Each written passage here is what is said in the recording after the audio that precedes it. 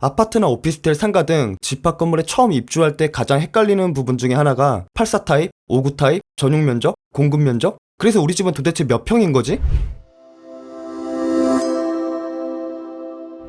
원래도 헷갈렸던 부분이었는데 평이 제곱미터로 표기되면서 한층 더 난해하게 돼버린 부분인 것 같습니다. 이는 실면적만을 따지는 일반적인 주택이나 토지와는 달리 유독 집합 건물, 특히 아파트를 입주하게 되면서 처음 접하게 되는데요. 굳이 알고 싶지도 않은 면적 용어들이 심지어 하나도 아니고 꽤 여러 개나 존재하고 있습니다. 대부분은 내가 계약하고자 하는 아파트가 몇 평인지 정도만 알면 되는 거 아니야? 라고 생각하실 텐데요. 부동산에 있어서 면적은 가장 중요한 부분임에도 불구하고 굉장히 헷갈리는 요소들이 많기에 심지어 부동산 관련 관계자들까지도 제대로 알고 있지 않은 경우가 상당히 많습니다. 그렇게 이 영상을 보는 우리라도 제대로 숙지하고 부동산 계약에 임해야겠죠? 우선 가장 기초적으로 면적을 계산하는 방법부터 살짝 알아보겠는데요. 요즘 부동산 관련 광고들을 보면 아직까지도 평이 쓰이고는 있지만 대부분 제곱미터로 표기하고 있잖아요. 이는 계량에 관한 법률로 인하여 일본 문화의 잔재인 평이라는 단위를 국제 단위인 제곱미터로 바꿔 쓰도록 의무화되었기 때문인데요. 자, 그럼 여기서 1평은 대략 3.3 제곱미터 정도가 되는데요. 그러니까 1제곱미터를 평으로 환산하게 되면 0.3025 평이 되는 것을 알 수 있고요. 결론적으로 우리는 이제 59제곱미터라고 광고하고 있는 부동산이 17.847호평이라는 것을 계산할 수 있게 되었습니다. 근데 사실 저는 이것마저도 귀찮아서 네이버에서 평수 계산기 검색하여 계산하고 있고요. 네이버가 우리들의 기억력보다는 훨씬 더 정확할 수... 그런데 여기서 59제곱미터는 고작해야 18평 정도. 우리가 가장 많이 살고 있는 이 59 타입, 도대체 왜 25평이라 불리고 있는 것일까요? 첫 번째로 전용 면적은 흔히 말하는 바닥 면적으로서 우리 가정만이 전용으로 사용할 수 있는 공간, 즉 현관문부터 시작하여 거실과 주방, 방, 화장실 등을 모두 합산한 면적을 뜻하고 있는데요. 그러니까 전용 면적이 클수록 실제 우리 집의 실내 크기도 더 넓어진다고 볼 수 있겠죠? 여기서 베란다, 발코니, 대피 공간 등은 부가적으로 설치되는 공간으로 규정하고 있기 때문에 아파트 실제 면적 그리고 분양가에도 포함되지 않는 서비스 면적에 분류된다고 하는데요. 가끔 공인중개사들의 이 아파트는 평수 대비 넓게 빠졌어요 라고 하는 말이 바로 이 서비스 면적이 다른 아파트에 비하여 넓다는 뜻이 될 수 있겠고요. 여기서 전용 면적과 서비스 면적을 합산한 면적이 바로 우리가 흔히 말하는 실면적이라고 볼 수 있습니다. 그런데 요즘 신축 아파트들은 대부분 발코니를 확장하고는 하잖아요. 그런데도 불구하고 예전에 비해 면적이 무엇인가 점점 작아지고 있다고 느껴지지 않나요? 이것은 단순히 느낌만은 아니었고요. 예전에 구축 아파트들과는 달리 신축 아파트들은 발코니 확장을 하지 않으면 생활이 도저히 불가능할 정도로 사전에 이미 확장을 염두하여 평면을 제작해두고 최종적으로 기필코 발코니 확장을 해야 비로소 우리가 주거하기에 충분하다고 느껴지게끔 설계하고 있기 때문인데요. 그렇게 현재의 아파트들은 확장이 용이한 4베이 구조가 표준으로 자리잡게 되었고요. 결론적으로 우리가 아파트를 매수하거나 모델하우스 방문할 때는 단순히 타입이나 평형만을 따질 것이 아니라 추가적으로 서비스 면적까지 확인해야 조금이라도 실평수가 큰 집을 구입할 수 있게 되는 것입니다.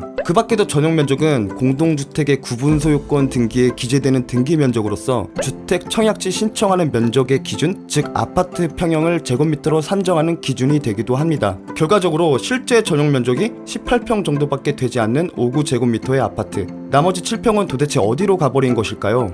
공용 면적은 말 그대로 다른 세대와 공동으로 사용하는 공간을 뜻하고 있는데요. 우리들의 잃어버린 7평은 바로 이 공용 면적 중 주거 공용 면적으로 할당하게 됩니다. 이 주거 공용 면적과 아까의 그 전용 면적을 합산하게 되면 바로 공급 면적이 되는 것인데요. 여기서 또 한 가지 중요한 부분이 주거 공용 면적 이외에도 기타 공용 면적이라는 유사한 것이 또 하나 존재하고 있고요. 주거 공용 면적이 우리가 흔히 알고 있는 건물 출입 현관, 계단, 복도, 엘베 정도로 분류된다면 그 밖의 시설물들인 주차장, 관리사무소, 커뮤니티 시설, 보육시설 등 아파트 내 기타 부대 시설들이 바로 이 기타 공용 면적으로 분류되고 있습니다. 결론적으로 우리들의 잃어버린 7평은 주거 공용 면적으로서 아파트 단지 동네 한 라인을 같이 쓰는 사람들끼리 공유하는 면적이라고 볼 수 있습니다. 앞서 설명했듯이 공급 면적은 전용 면적과 주거 공용 면적을 합산한 면적으로 우리가 흔히 접하게 되는 아파트 분양 광고 등의 분양 면적이 바로 이 공급 면적을 뜻하고 있습니다. 이는 관습적으로 주택 규모를 말하는 면적 기준이라고 볼 수 있고요. 그렇게 우리는 실제로는 18평에 살고 있지만 남들에게는 당당히 25평이라고 외칠 수 있었던 것입니다. 이 분양 면적이 바로 평당 분양가를 책정하는 기준이 되기도 하는데요. 우리가 흔히 이 아파트는 평당 얼마다 하는 바로 그 기준을 뜻하고 있습니다. 여기서 또 한 가지 알아둬야 할 점이 있다면 바로 전용률이라는 것인데요. 이는 말 그대로 전용 면적이 공급 면적이 더 차지하고 있는 비중을 뜻하고 있고요. 하지만 그렇다고 모든 아파트가 모두 같은 전용률을 적용하고 있는 것은 아닙니다. 우리나라의 아파트는 통상적으로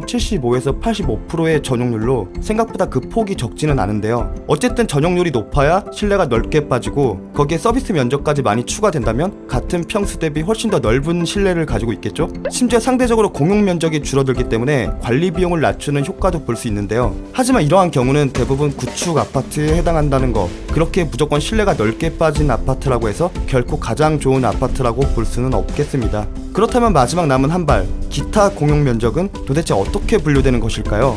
앞서 결론부터 말하자면 공급 면적과 기타 공용 면적을 모두 합산한 총 면적이 바로 계약 면적이 되는 것인데요. 단지 내 부대 시설이 많으면 많을수록 계약 면적이 계속 늘어난다고 볼 수 있고요. 어떠한 아파트는 전용 면적 대비 거의 2배 가까이 되는 경우도 있다고 합니다. 그러니까 전용률이 높으면서 기타 부대 시설까지 많은 아파트가 있다면 와, 그런 아파트는 정말 좋겠죠? 여기서 참고로 오피스텔 같은 경우에는 아파트와 비슷한 분양 면적임에도 불구하고 비교적 작게 느껴지는 경우가 많은데요. 이것 또한 그저 느낌만은 아니고요. 오피스텔은 보통 발코니가 없는 경우가 많고 있다 하더라도 전용 면적에 포함되지 않기 때문에 비교적 실평수가 적은 편이며, 아파트와는 달리 분양 면적 안에 전용 면적과 주거 공용 면적만이 아닌 기타 공용 면적 또한 같이 포함되어 있기 때문에 실제로 전용률이 50에서 60% 정도밖에 나오지 않는 경우가 상당히 많은 편입니다. 결과적으로 오피스텔의 전용률은 아파트와는 달리 전용 면적이 계약 면적에서 차지하고 있는 비중을 뜻하고 있고요. 바로 이 계약 면적이 분양가를 책정하는 분양 면적이 되는 것입니다. 이는 주택법을 적용받는 아파트와는 달리 오피스텔이나 상가는 건축법의 적용을 받기 때문이라고 하는데요. 그렇지만 사실 오피스텔이나 상가 같은 경우에는 위치가 가장 중요하게 작용되는 경우가 많기 때문에 평당 분양가나 전용률만으로 해당 부동산의 가치를 따지기에는 다소 어렵다고 볼 수 있습니다.